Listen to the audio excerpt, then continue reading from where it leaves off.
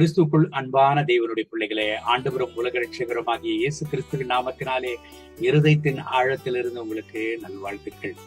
சங்கீதங்களின் புஸ்தகம் 1வது சங்கீதம் 2வது வசனத்தை வாசித்து இந்த நாளுக்காக நாம் ஜெபிப்போம்.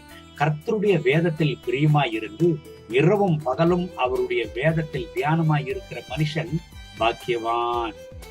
தேவனுடைய பிள்ளைகளே, ஆண்டவருடைய வேத வசனத்தின் வல்லமையை இந்த வசனம் விளக்குகிறது. ஆண்டவருடைய வசனத்தை வாசித்து தியானிக்கிற மனுஷன் பாக்கியவானா.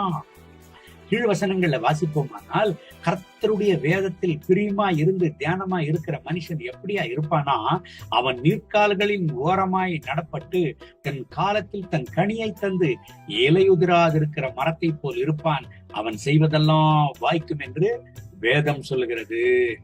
என் அன்பு தேவனுடைய பிள்ளைகளை, இன்றைக்கு நம்முடைய வாழ்க்கையில நம்ம செய்கிற காரியம் வாய்க்கணும்னா ஆண்டவருடைய வேதத்தில் பிரியமா இருந்து தியானமா இருக்கணும் என்று இந்த வசனம் சொல்லுகிறது.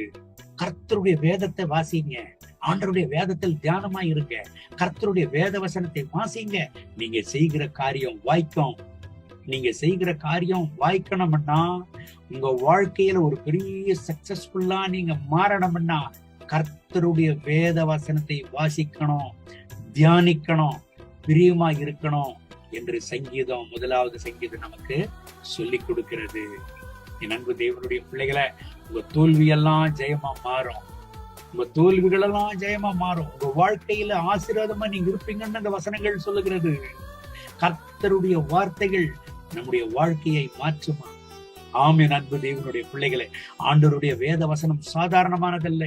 நம்முடைய வாழ்க்கையை மாற்றி அமைக்கக்கூடியது, நம்முடைய வாழ்க்கையில வெற்றியை வழங்கக்கூடியது, நம்முடைய வாழ்க்கையை வளம் பெறச் செய்யக்கூடியது, நம்முடைய வாழ்க்கையை ஆசீர்வதிக்கக்கூடியது.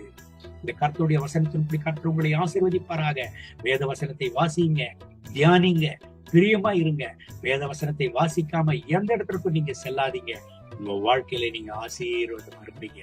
கண்களை மூடி ஜெபம் பண்ணுவோமா? அன்பின் ஆண்டவரே, இந்த கால வேளையில் என்னோடு சேர்ந்து ஜெபித்துக் கொண்டிருக்கிறேன் என் அன்பு தேவனுடைய பிள்ளைகளுக்காக ஜெபிக்கிறேன். இவர்களை ஆசீர்வதிங்க. இவங்க வாழ்க்கையில தகப்பனே, உங்களுடைய வேத வசனத்தை வாசிக்கட்டும். ஒவ்வொரு நாளும் இவர்கள் தியானிக்கட்டும், அதில் பிரியமா இருக்கட்டும். தகப்பனே, இவங்க தோல்விகள் எல்லாம் ஜெயமா மாற்றுங்க. சங்கீதம் 1வது சங்கீதம் 3வது வசனம் சொல்லுகிறதே, அவன் செய்வதெல்லாம் வாய்க்கும் என்று. ஆமாண்டவரே, இவங்க தோல்விகள் எல்லாம் ஜெயமாக மாற்றும். இவங்க அபஜயங்கள் எல்லாம் ஜெயமாக மாற்றும்.